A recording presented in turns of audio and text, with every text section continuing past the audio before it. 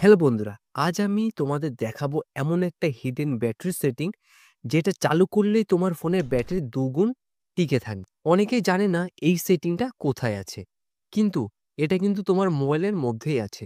চলো দেখে নেওয়া যাক কিভাবে এই সেটিংটা তোমরা করবে। ফার্স্টে তোমরা কি করবে, তোমার মোবাইলের সেটিংয়ে চলে যাবে। সেটিংয়ে যাওয়ার পর তোমরা নিচে স্ক্রল করবে।